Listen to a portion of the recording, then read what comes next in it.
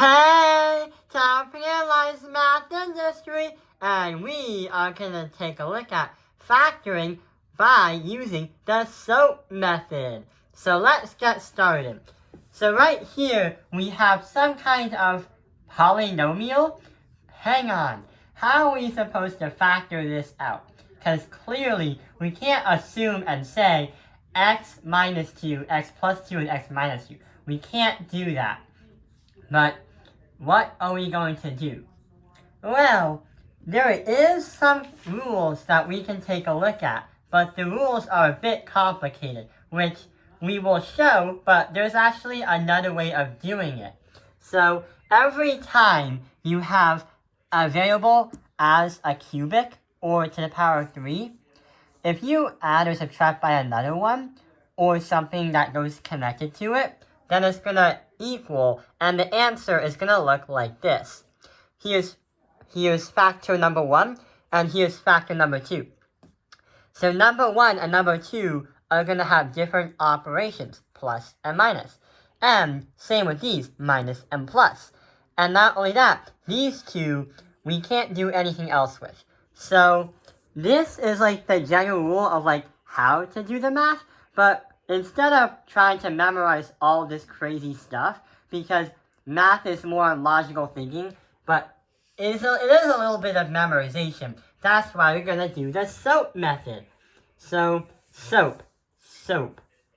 When you use soap in the shower, you hold it in your hand, meaning that it's a 3D object. So that is something that you can use to remember with.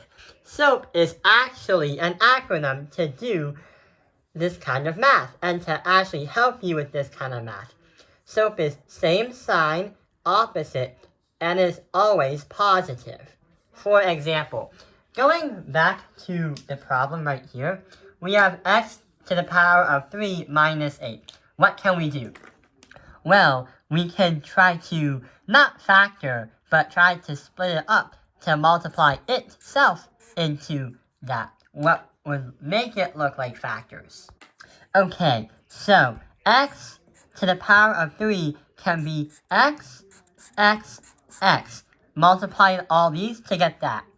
But what about negative 8? Well, I'm just going to focus on the 8 because negatives is going to be a little bit different. So the 8 can also be cubed up too. We're going to have 2, 2, and 2. When you do that, we are able to sort them out into 2 different factors. Let's get started. The first one we're going to do is take the first x and take the number 2.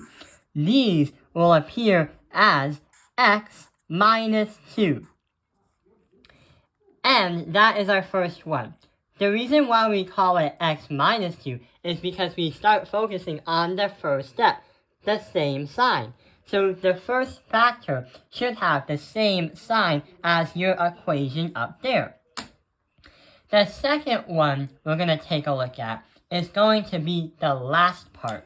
I like to start with the last so it's out of our way. We have a 2 and a 2.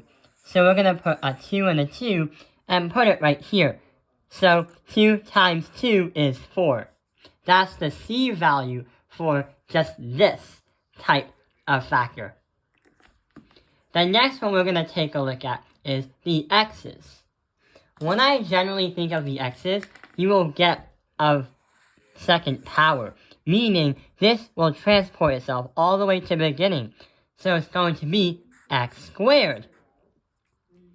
But last but not least, going back from the rule on how the questions or the answers are formatted, you usually have an A and a B stuck together in the middle of the factor, the second factor. So what do we have to do? What we can do is try to say 2x. So it's going to be 2x. But is it going to be positive or negative? Let's see what happens. Same sign. The second one is opposite. So the opposite of a negative is a positive. Always must be positive. So the one before the C value is always going to be the positive. So done. This is our two factors. The second one right here is never going to be factorable further, meaning that this is our final answer. So yeah, let's try to solve one more problem. So here is our last problem.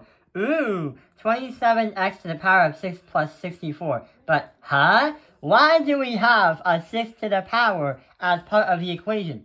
Wasn't the overall plan was to play around with cubic ones, not ones to the 6? How does that even work?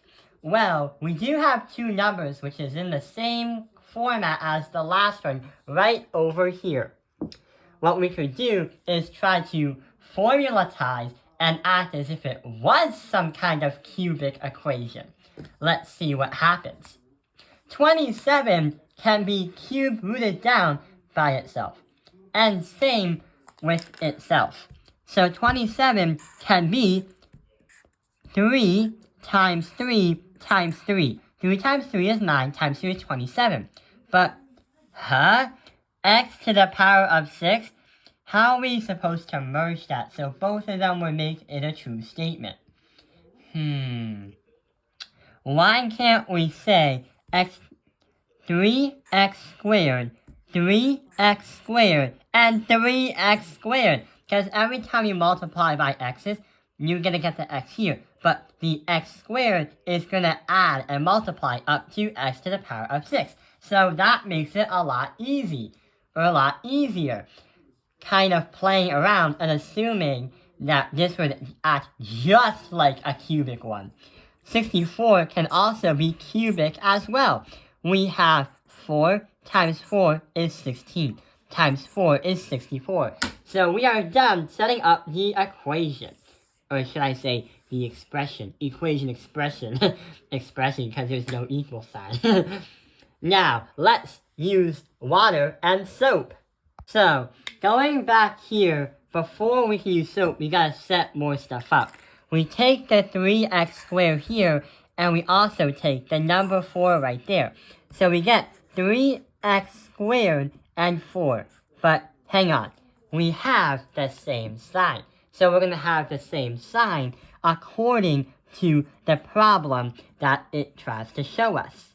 Now, the second one we're gonna take a look at is going to be the 2 4s. I generally like to clear up the C's so we can see why it works. So 4 times 4 is going to be 16. So 16 is going to go right here. The next one we're going to take a look at is the x's. So 3x squared and 3x squared go together. So we're going to put 9 to the x fourth. That's what they'll equal to. The last part is having a combination between a variable and a number or a constant. So we are going to say negative 12x squared. So yeah, that is going to be it right there. But hang on. Let's see if it clears the soap strategy. So it's the same sign as this. It's opposite as this. And the last part is going to be a positive. So yeah, this is how we factor this kind of format, playing with the cubic expressions. I hope this video has helped you understand factor by the soap method. Thank you for watching Tao Ping Airlines Math Industry. Like and subscribe.